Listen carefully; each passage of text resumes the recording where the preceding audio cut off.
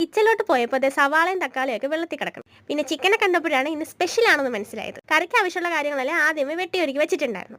ഇനി ഗ്യാസ് കത്തിച്ച് അതിലോട്ട് ഉരുളി എടുത്ത് വെക്കാം. ഇനി വെളിച്ചെണ്ണ ഒഴിക്കണം. വെളിച്ചെണ്ണയുടെ കാര്യം ഇപ്പം കഷ്ടമാണ്. ആവശ്യത്തിന് മാത്രം ഒഴിക്കാൻ, കാരണം ഒടുക്കത്തെ വിലയാണ്. ഇനി അതിലോട്ട് ഇഞ്ചി വെളുത്തുള്ളി പേസ്റ്റ് ഇടണം. 2 സ്പൂണാണ് ആദ്യം ഇടുന്നത്. ഇനി അത് കുറച്ചങ്ങോട്ട് ഇളക്കണം, അതായത് ഈ എണ്ണയുമായിട്ടൊന്ന് മിക്സ് ആവാൻ. ഇനി അരിഞ്ഞു വെച്ച സവാളയും കൂടി ഇടണം. എന്നിട്ട് നന്നായിട്ടൊന്ന് ഇളക്കണം. ഇളക്കി ആ ഒരു സവാളയുടെ കളർ ഒരു ബ്രൗണിഷ് കളർ ആവുന്ന വരെ ഇളക്കണം. ഇനി അതിലോട്ട് കുറച്ച് ഉപ്പും കൂടി ഇട്ടിട്ട് നന്നായിട്ട് അങ്ങോട്ട് ഇളക്കണം. അതിനിടയ്ക്ക് ഇങ്ങനെ തക്കാളി ഇങ്ങനെ ആക്കിയിട്ടുണ്ട്. ഇനി പച്ചമുളകിന് അമ്മയുടെ കൈക്കൊണ്ട് കൊടുക്കാം.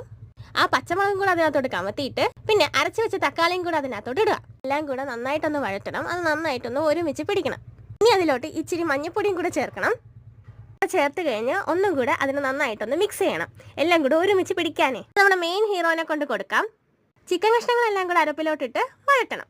ചിക്കനിലോട്ട് നന്നായിട്ട് പൊതിയുന്നത് വരെ വഴറ്റിക്കൊണ്ടിരിക്കണം. ഇനി ആവശ്യത്തിന് വെള്ളം കൂടെ ഒഴിക്കണം. ഇവിടെ ആവശ്യത്തിന് അനാവശ്യത്തിനും കുറെ വെള്ളം ഒഴിക്കുന്നുണ്ട്, കാരണം ചാറ് മുഖ്യം ബീലേ. അത് വേവാൻ ഇനി ഒരു അരമണിക്കൂറെങ്കിലും എടുക്കും. ആ സമയം കൂടെ നമുക്ക് സ്പൈസസ് റെഡിയാക്കാം.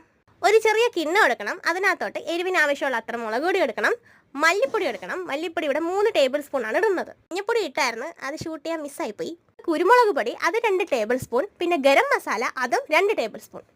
നമ്മുടെ സ്പൈസസ് എല്ലാം അങ്ങനെ ഒരു കിണ്ണത്തിനകത്തോട്ടിട്ട് അതിനകത്തോട്ട് കുറച്ച് വെള്ളം കൂടെ ഒഴിക്കണം. അങ്ങോട്ട് മിക്സ് ചെയ്യണം. മിക്സ് ചെയ്ത് കൂടുതൽ അങ്ങോട്ട് വെള്ളം പോലെ ആക്കാതെ ഒരു പേസ്റ്റ് പോലെ ആക്കണം. പിന്നെ അതിനെ ചിക്കനിലോട്ട് അങ്ങ് ഇടണം. സ്പൈസസ് ഓരോന്നായിട്ട് ഇടുന്നതിനെക്കാട്ടിലും ഇങ്ങനെ മിക്സ് ചെയ്തിടുമ്പോഴത്തേക്കും ടേസ്റ്റ് കുറച്ചുകൂടെ കൂടും. ഇനി അതിലോട്ട് ആവശ്യത്തിന് ഉപ്പും കൂടെ ഇടണം. ഒന്ന് നോക്കിയപ്പം ഉപ്പ് കുറഞ്ഞെന്നും പറഞ്ഞ് അമ്മ കുറച്ചും കൂടെ ഉപ്പ് വരിയിട്ടിട്ടുണ്ട്. ഇനി ഇത് ഒരു 5-10 മിനിറ്റ് അടച്ചു വെച്ച് തിളപ്പിക്കണം. എന്നിട്ടൊന്ന് നോക്കുമ്പോൾ നമ്മുടെ സാധനം ഇവിടെ റെഡി. ഞാൻ പോയി കഴിക്കട്ടെ. ബൈ.